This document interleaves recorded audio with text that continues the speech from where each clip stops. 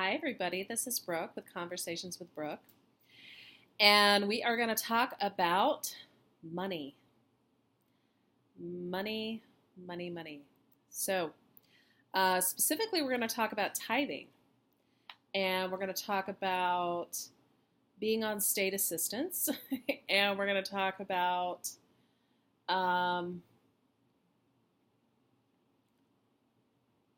how to kind of repair some of the damage that comes from the really poor money management that you're taught or raised in. So, depending on the environment you grew up on, and I've spoken with people who've come from all different kinds of backgrounds, and a lot of them are very similar about the way that they do this. But there is a financial expectation. Now, I want to share first, I'm a real big believer in giving back to the community. That can be done in different ways. Sometimes you can be in a financial struggle and you can donate time and you can donate different resources, and there's a lot of ways to give back to people who have less than you. And when you're in a cult, or when you're in a when you're in a dysfunctional religious environment, there is a expectation about the money that you are supposed to give. Now, there are a lot of churches out there, and there's a lot of people who tithe. I have no problem or judgment on tithing. If you want to tithe and you want to tithe 10% of your money to a specific church, do it. If you want to spend some of it to one cause and some of it to another, do it. But if you grew up in the kind of environment that I did and the way that some other people that I know did who came from completely different backgrounds, you were trying to think of the best word for this. You were pushed into giving money regardless of the resources that you had. There was many times that I tithed a minimum of 10%. I was expected to start tithing when I was a little kid.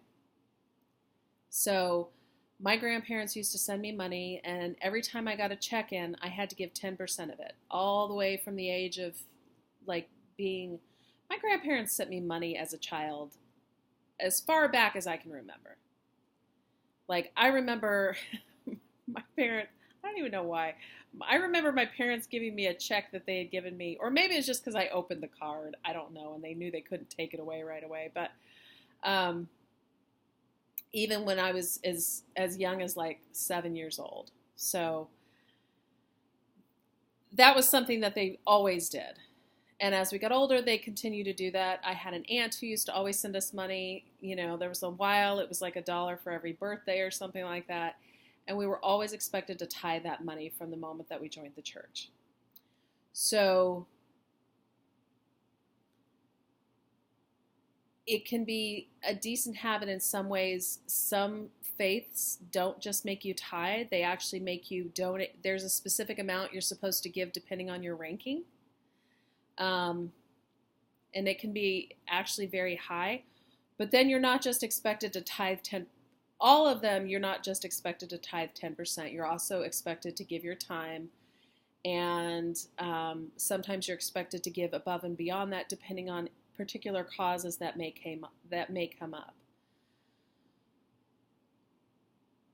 My parents were made to give a ton of money over the years. Not that they don't have to take responsibility for it. They did it. But they gave a shit ton of money.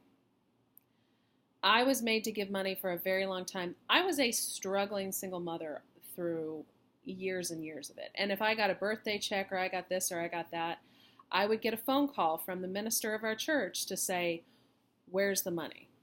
My grandparents sent money every Christmas. And so there was a phone call that went out right around Christmas time, right after Thanksgiving, that was always asking me and all my siblings where the money was. If you have somebody who's doing that, that's dysfunctional, that's wrong, and that needs to stop, and you need to get yourself way the fuck out of there. It's nobody's business to take your money. So how do you fix this? If you've grown up in that your whole life, you have a real dysfunction about a normal level of giving.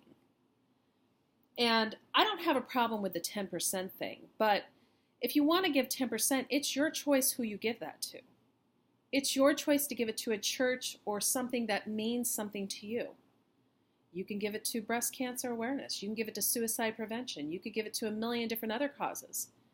And just so you know, there's a million 501(c)(3)s out there who only give very small percentages to the actual cause they support. Get educated on who you're giving your money to. If it's important to you, it should be.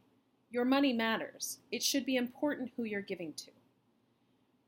And you shouldn't have a minister breathing down your neck about the amount of money that you've given at any given day.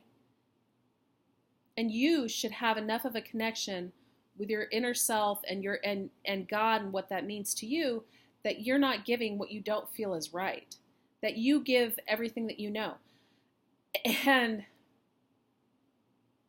I know more people than I want to admit who would pull out credit cards so they could make their tithe payments.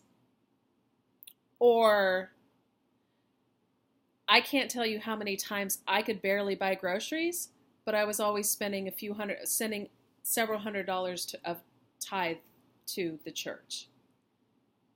That's ridiculous. I'm putting my groceries on a credit card, but I'm paying my tithe. Like, if that works for you, great. But if you grew up in what I grew up in, I'm telling you that's a dysfunctional way of living, and it's time to begin to correct that.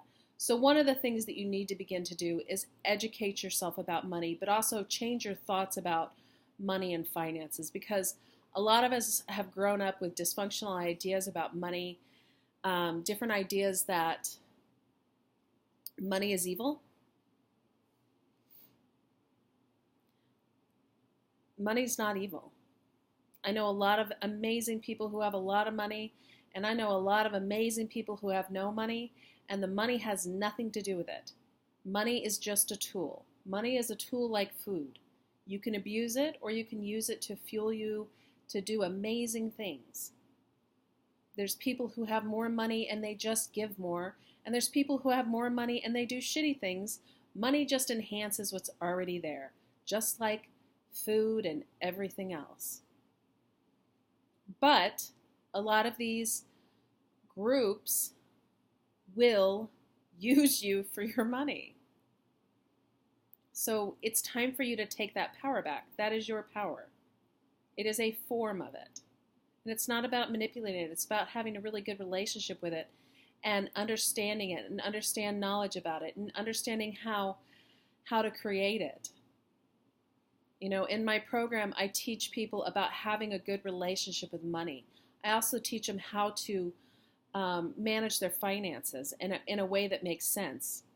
You know, how to not waste money on things that aren't important. How to save money in places that'll grow for you in a way that you can be in a great place when you're ready to retire. How to get a better idea about your relationship with money if you came from a dysfunctional idea about it, or if you've struggled a lot with your relationship with money. There's a lot of, and this entire country needs this. You know, the debt in this country is outrageous, so you're not alone. Everybody's having to struggle with it, but you don't have to. So let's get through this. We can do it one day at a time. I hope you enjoyed this video, and if you'd like to connect with me, make sure you go to 100yearsofbliss.com. Please subscribe to my channel, and go to if you'd like to get a free life blueprint, go to 100yearsofblissquiz.com, and I look forward to connecting with you. You have a wonderful day. Bye-bye.